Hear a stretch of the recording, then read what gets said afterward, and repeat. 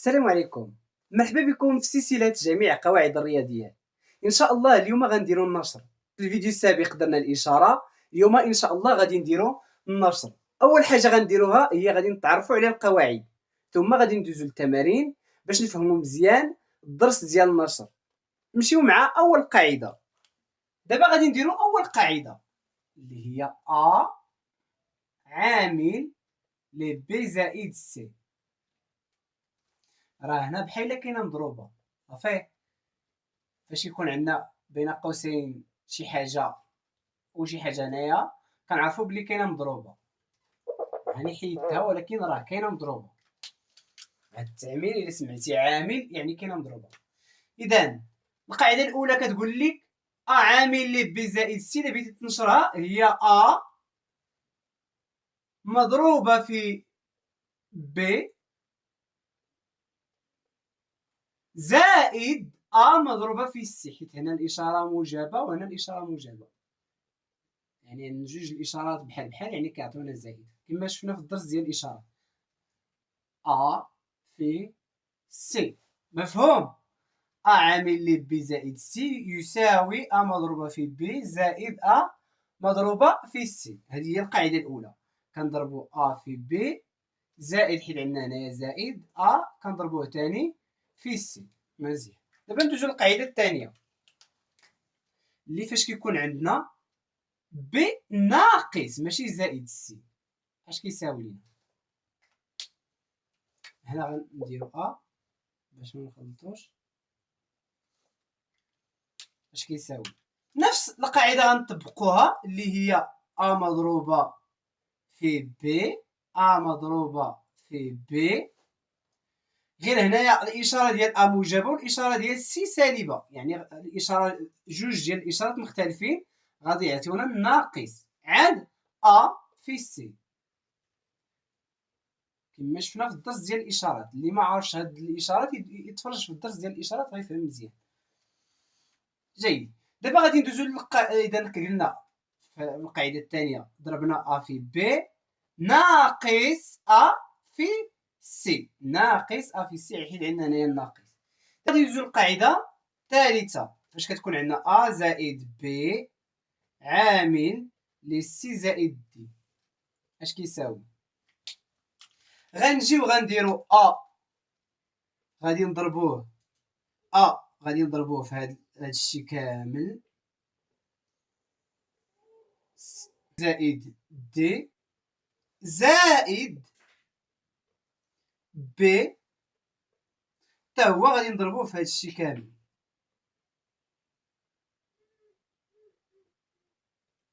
كيساوي لينا هادي بحال القاعده الاولى ا زائد ا في دي زائد ب في سي زائد ب في دي. هنا كاينه مضروبه مفهوم. دابا غادي نجيو للقاعده الاخيره اللي فاش كتكون عندنا ا ناقص ب عامل ل سي ناقص دي يساوي ا غنضربو عاوتاني في هاد الشيء كامل مضروبه في سي ناقص دي ناقص اللي عندي هنايا ناقص ب غادي نضربو عاوتاني في هاد الشيء كامل. ثم عندنا اش كيبان لكم هنا القاعده الثانيه غنطبقوها اللي هي ا مضروبه في سي ناقص ا في دي. علاش؟ حيت الاشاره الموجبه مع الاشاره السالبه كتعطينا الاشاره السالبه. ثم غندوزو لهنايا ناقص بي في سي بي في سي. هنا ناقص مع ناقص جوج ديال الاشارات كيتشابهوا، يعني غيعطيونا زائد بي في دي بي في دي. باش يبانوا لكم هاد القواعد هادو غندوزو للتمارين غيجيوكم ساهلين، التمارين اللي غيفهموكم هاد القواعد هادو. تبعوا معايا. اذا التمرين هذا الجزء الاول من التمرين غادي نطبقوا فيه القاعده الاولى والقاعده الثانيه، ثم غادي الى صحينا هذا التمرين غادي ندوزو للتمرين الثاني باش نطبقوا الثالثه والرابعه. تمرين انشر ما يلي. عندنا يساوي 3 عامل ل x زائد 1. كما قلنا عامل يعني بحال الا كان مضروبه، يعني بحال الا درت دابا 3 عامل ل x زائد 1 راه هي يعني 3 مضروبه في x زائد 1. راه بحال شفتو مضروبه مزيان، ما شفتوهاش كتعرفوا بلي راه كاينه. مفهوم؟ كنقولوا عامل. ندوزو للقاعده الاولى نطبقوها كما قلنا قبيله. اش غنديروا؟ القاعده الاولى كتقول لك كضرب هذا العدد في هذا العدد، هنا عندنا زائد هذا العدد الثاني غادي نضربوه في هذا العدد. ساهل. 3 مضروبه في اكس، 3 مضروبه نديرو السي الاخر، 3 مضروبه في اكس زائد، حيت عندنا زائد هنايا، 3 مضروبه في 1. إذن هذه هي القاعدة. يساوي دابا 3 إكس، يعني فاش كيكون مضروبة ما بين شي عدد مع شي حرف كنحيدو داك الضرب. 3 إكس زائد 3. إذن هذا هو النشر ديال أ. إذن هنايا أ اش كيساوي أ يساوي 3 إكس زائد 3. هذا هو النشر ديالو. دابا نجيو لبي. نفس القضية غادي نطبقو القاعدة الأولى. غنديرو 3 أو إكس مضروبة في 3 زائد، حيت كاينة زائد هنايا، إكس مضروبة في 2 إكس. نطبقوها كما قلنا. إكس هاد العدد الأول مضروبة في هاد العدد الثاني، هنا عندنا زائد إكس مضروبة في 2 إكس.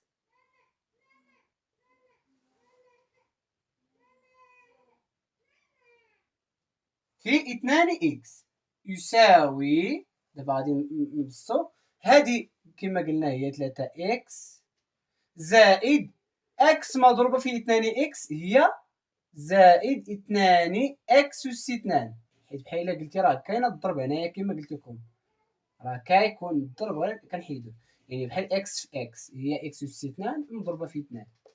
مفهوم؟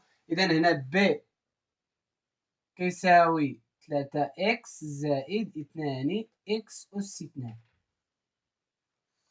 دابا غادي نجيو للسي، غادي القاعدة الأولى تاني، نفس القاعدة كنطبقوها باش تحفظوها مزيان. غنديرو العدد الأول دائما كما كان العدد، راه تعمدت باش ندير 13 كما كان العدد كنحطو 13 إكس وكنضربو في هاد العدد مضروبة في 7 زائد، حيت كاينة هنايا زائد، هاد العدد الثاني 13 إكس زائد 13 إكس مضروبة في إكس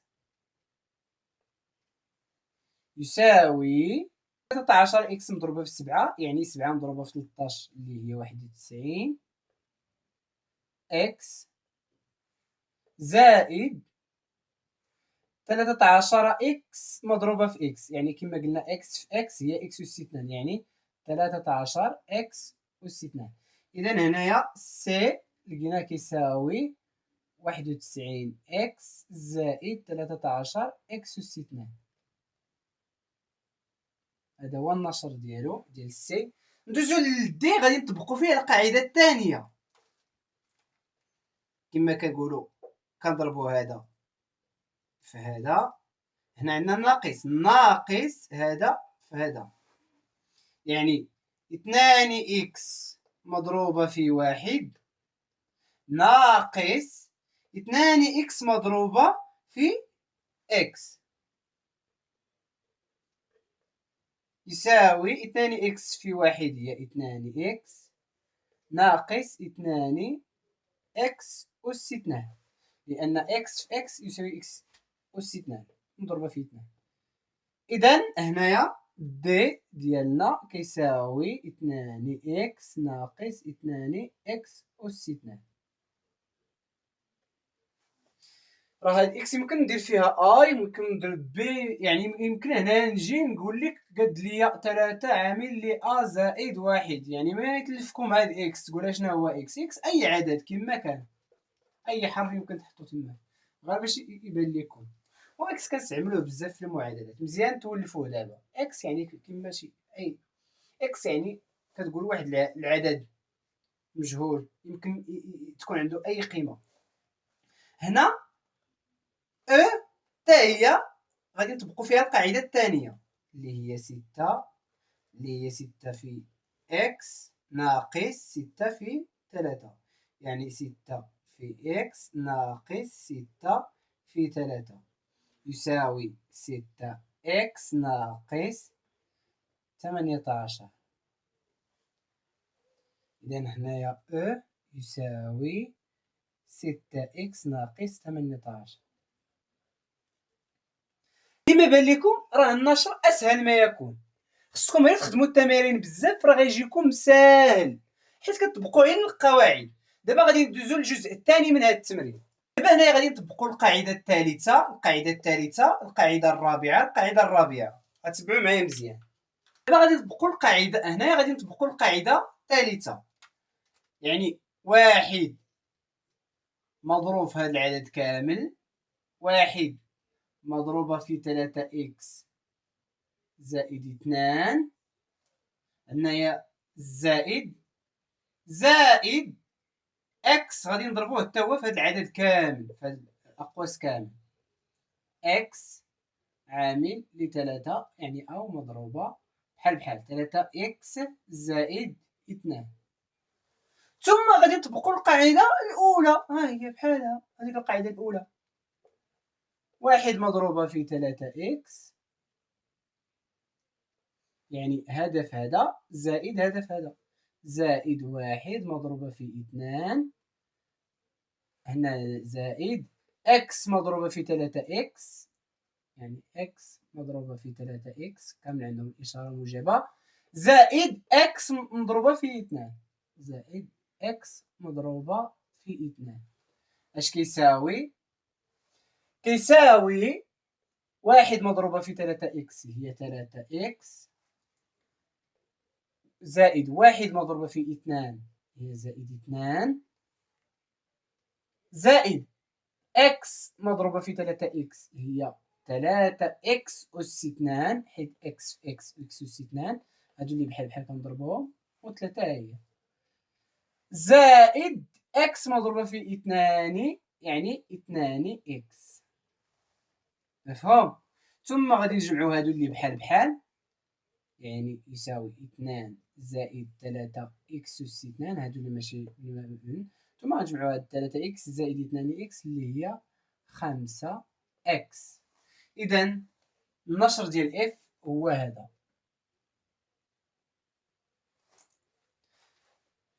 غنعاودو القاعدة، نفس القاعدة غنعاودوها هنايا. اش قلنا؟ كنهزو هاد إكس كنضربوه كامل في هاد العدد، زائد هاد العدد كنضربوه في كامل هاد العدد، يعني إكس كما قلنا مضروبة في واحد زائد إكس زائد 7 حتى هي غنضربوها في هاد العدد كامل، واحد زائد إكس. نفس الشيء، هذه القاعدة الأولى وهذه القاعدة الأولى غادي نطبقوهم دابا، يعني إكس مضروبة في واحد زائد إكس مضروبة في إكس زائد قلنا إكس مضروبة في حيت زائد اللي كاين، هذا الشيء علاش درنا هنايا زائد، عاد غنجيو لهذا حتى هو زائد 7 في واحد زائد حيت كاين زائد هنا 7 في إكس يساوي إكس في واحد هي إكس، إكس في إكس هي إكس أس 2، 7 في واحد هي 7 زائد 7 إكس، 7 في إكس هي 7 إكس. إذا عندي هذا مع هذا يساوي 8 إكس.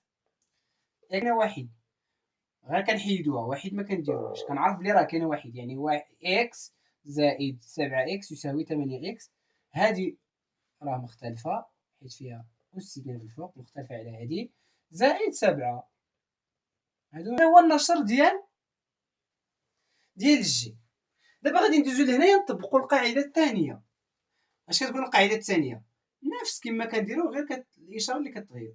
2 إكس مضروبة في هاد العدد كامل، غير هنا كتكون ناقص واحد مضروبة في هاد العدد كامل. غنديروها يعني 2 إكس عامل يعني بحال كما قلنا راه كاينة مضروبة في 3 ناقص إكس ناقص واحد عامل. راه هاد عامل قلنا بحال كاينة مضروبة، هاني درتها كاع ناقص واحد تا هو غنضربوه في هاد العدد كامل اللي هي 3 ناقص إكس. مفهوم؟ هنا غنطبقو القاعدة الثانية فيهم بجوج.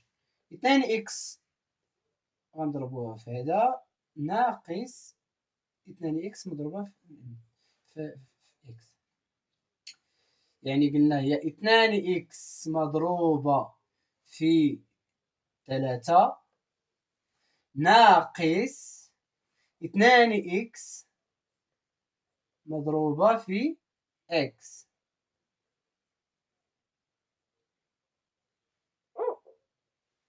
باش تبان لينا مضروبة من إكس ناقص واحد مضروبة في 3 ناقص واحد مضروبة في 3 ناقص واحد مضروبة في ناقص إكس، يعني عندنا الإشارات بحال بحال كيعطيونا الزائد، يعني الناقص في الناقص كيعطينا الزائد.